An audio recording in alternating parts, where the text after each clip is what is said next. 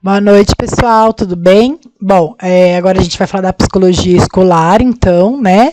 Quais são os temas que vocês vão ter que apresentar e discutir, e eu vou colocar quais são as principais fontes, tanto bibliográficas quanto dos textos, né? Quanto dos temas que pode ser interessante que vocês discutam, tá? Então, o primeiro é o papel do psicólogo escolar, como que vocês podem pegar esses principais pontos do papel do psicólogo escolar da Andalô, né? Como agente de mudança, a discutir o quanto que a formação de professores, a formação continuada de professores é um papel do psicólogo escolar, então essa mudança dentro da escola, né, do método de ensino e aprendizagem dessa escola é fundamentada no psicólogo escolar, né? O quanto que há processo seletivo de estagiários para contribuir com os professores também é interessante que seja colocado, né? Então vocês vão apresentar o quanto que tem essa visão, como eu tinha falado, organizacional, né? O que se espera que um estagiário do primeiro ano contribua com a professora do primeiro ano? Como? Né? Então, como que poderia ser feito um programa de seleção para estagiários do primeiro ano, né? De que ensino, de que formação que seria? Psicologia,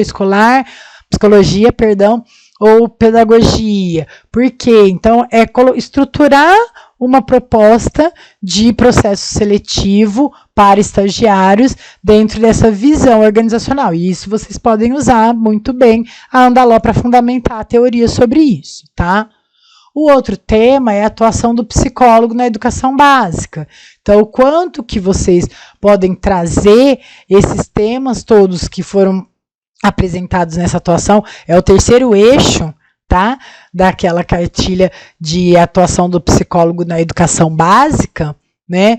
O quanto que esse terceiro eixo apresenta esses temas que podem contribuir com essa formação de estagiários, com essa formação continuada dos professores. Então, como que é o trabalho dos educadores, qual que é o objetivo deles, tanto para selecionar estagiários como para a formação continuada dos professores, né?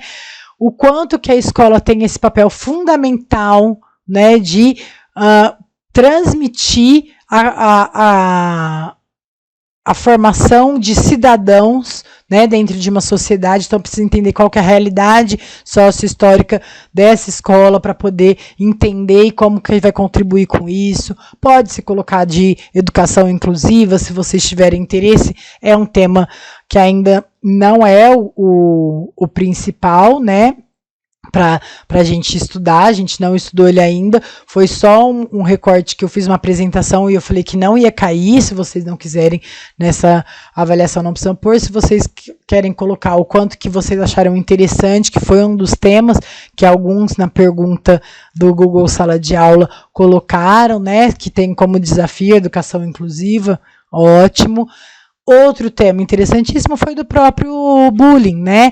Então, em relação às relações interpessoais entre iguais, né? O quanto que esse processo de autoimagem, de orientação, de a relação de mediação, na verdade, né, dentro dessas relações interpessoais, é um tema de interesse de vocês que vocês podem fundamentar com a atuação do psicólogo na educação básica. É o fenômeno bullying, né? Vamos ver como é que vai ser o fenômeno bullying que as pontos principais que vocês precisam apresentar. Primeira coisa é a definição, né? Um comportamento agressivo, físico ou oral entre iguais, né? De natureza repetida, então, que acontece muitas vezes, e por um desequilíbrio de poder. Então, existe a vítima e existe o agressor, né? Então, o quanto que essa agressão física ou oral, ela tem que acontecer entre pares, né? Entre alunos. Lembra, entre professor e aluno não é fenômeno bullying, né? É outra questão que a gente não vai entrar e discutir agora, mas é em relação ao fenômeno bullying, é entre alunos, é entre iguais. Como que isso tem que acontecer várias vezes, e tem um ali que é o líder, que é o agressor, que vai diminuir, que vai humilhar ou vítima, né? Então tem um desequilíbrio de liderança de poder ali. Então vocês podem apresentar estratégias ou ideias socioeducativas e emocionais que contribuam com essas melhoras das relações interpessoais, né? E aí, dentro disso, vocês vão começar a apresentar prevenção ao bullying, né? Quais são os temas que vocês têm principais que apresentar como forma de prevenção? Isso eu preciso deixar bem claro porque ficou uma dúvida de alguns, né? Porque, na verdade, alguns colocaram que a prevenção era combate era prevenção, alguns exemplos naquele exercício que era para fazer, né? Mas a prevenção propriamente, então primeiro precisa criar essas estratégias de discussão e reflexão, pode ser as assembleias, como eu dei exemplo, as reuniões quinzenais entre alunos do primeiro, do segundo, do terceiro, do quarto, quinto ano, ou do primeiro e do segundo junto, do terceiro, do quarto e do quinto junto, tá? Vocês podem estruturar como vocês quiserem. Um programa de prevenção em todas as salas, em cada uma sala, né? Isso é prevenção, é criar uma equipe de apoio, criar um professor, muito provavelmente o professor responsável por aquela sala, né? Para não ficar mudando muito, e dentro disso, assembleias ou encontros que tenham debates entre iguais, para evitar de que coisas piores aconteçam, né? E pode-se propor também palestras, para os pais, para os alunos e para os professores. A diferença que tem de palestra de cada um precisa ter, né? O pai não é o mesmo que o aluno dentro de uma situação de fenômeno bullying, né? Então, quais são as demandas de cada um, como que vocês podem apresentar isso? E aí o combate específico à história da Corina, tá? Então, vocês precisam colocar como que a equipe de apoio contribui com esse combate, né? Como que a equipe, como o tutor e o psicólogo recebendo as informações que são a contribuição do tutor, né? Da equipe de apoio. Então, o psicólogo ele vai buscar a equipe de apoio para buscar mais informações e o tutor, né, para além das informações, mediar, no caso, a Jurema é uma professora com quem a Corina tem uma ótima relação, então é ideal que ela siga como tutora, né, quem pode ser a equipe de apoio, como seria o processo da equipe de apoio de contribuir com o combate desse caso, como que a equipe de apoio, não é quem propriamente, mas como que colegas da sala podem ajudar a ter informações, coletar informações, o quanto que está se repetindo aquelas situações de humilhação da Corina e o quanto não está, né? O protocolo com a vítima, né?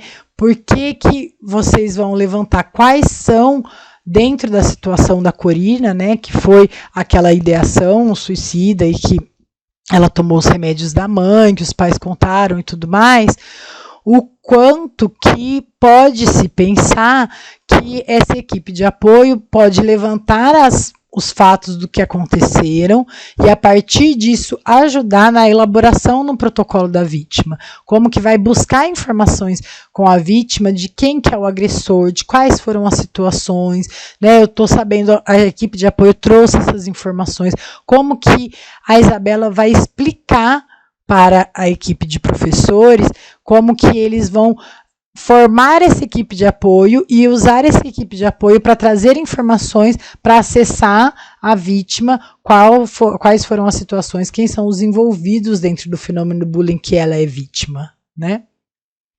O protocolo do agressor, como que a partir das informações da vítima vocês podem levantar mais informações com o agressor, né, a busca de informações de que ele atingiu, como que ele atingiu, como que foram as situações, com quais as relações que as outras pessoas de conflito com a Corina têm em relação a ela, né, como que eles podem relatar, como que eles se sentiriam no lugar da Corina se eles passassem por aquilo que eles fizeram com ela.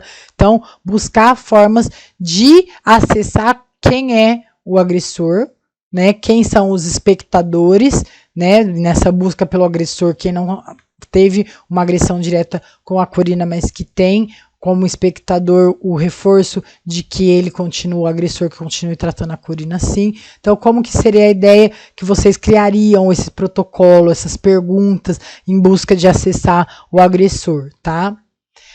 Depois, como que seria a meta de os envolvidos? Como que vocês fariam uma busca de dados, né, de qual vai ser o objetivo principal da Corina no final dessa solução, dessas questões que ela tem, das relações que ela tem ali dentro da escola que levam ela a esse isolamento, né, e esse distanciamento, como que isso vai ser resolvido, né, que prazo que isso tem, então o tempo para reescrever essa relação da Corina com os colegas da sala, no caso de tendo levantado o agressor, do agressor, como que isso foi resolvido, tá, como que isso vai ser revisto depois. Então daqui 2 semanas nós faremos um novo reencontro e a sala da Corina e a Corina vão trazer todas as situações que foram positivas e que superaram aquelas situações de conflito onde a Corina não se sentia bem com essa sala, ou como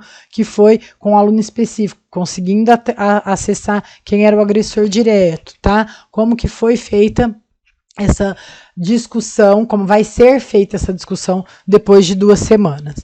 E aí, o quanto que essa meta foi atingida ou não, então, ok, tudo bem, acabou esse caso da Corina. Aí é só deixar a equipe de apoio atenta ao resto do ano da Corina para que aquilo não se repita, para que ela não seja vítima em outras situações de novo, tá?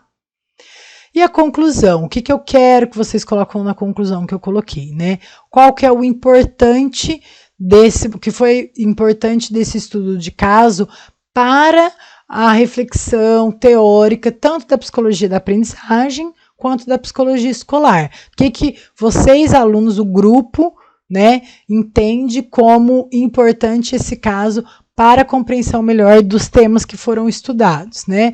E depois vocês vão falar por que, né, que vocês acham que essa fundamentação teórica contribuiu com a justificativa de vocês, né? Com a forma como vocês apresentaram a ideia da Isabela colocar para a escola cada um dessas demandas, dessas queixas que a escola apresentou.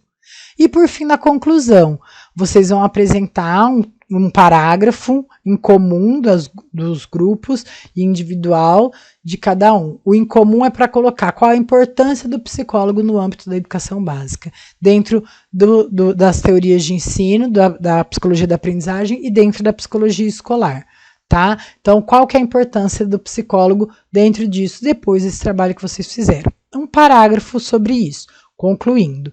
E aí, no final, é a opinião pessoal de vocês sobre a formação profissional dentro dessa área de psicólogo escolar e educacional, que entra tanto a psicologia da aprendizagem quanto a psicologia escolar. Então, eu coloquei um exemplo aqui.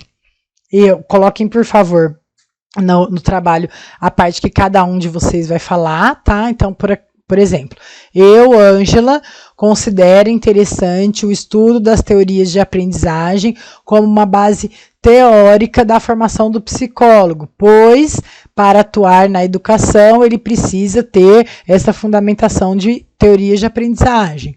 Na atuação profissional, o que eu achei mais interessante foi a diversidade de temas que o psicólogo escolar precisa trabalhar, como formação de professores, projeto político-pedagógico ou, né, o método de ensino e aprendizagem da escola, mediação de conflito entre iguais, o fenômeno bullying. Cada um desses temas estudados foram os mais interessantes e foi o que a Ângela mais gostou. Então, escrevam um parágrafo individual e mostrando qual que é o de cada um.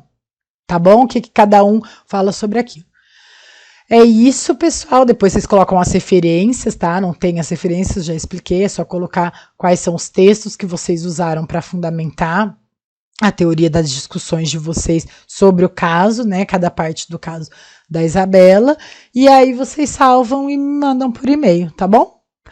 É isso por enquanto. Na semana que vem tem até o prazo da quinta-feira para vocês me entregarem esse trabalho. Me mandarem por e-mail esse trabalho, tá bom? Ótimo estudo. Qualquer pergunta pode entrar no Google Sala de Aula e me mandar que eu respondo. Um abraço. Tchau, tchau.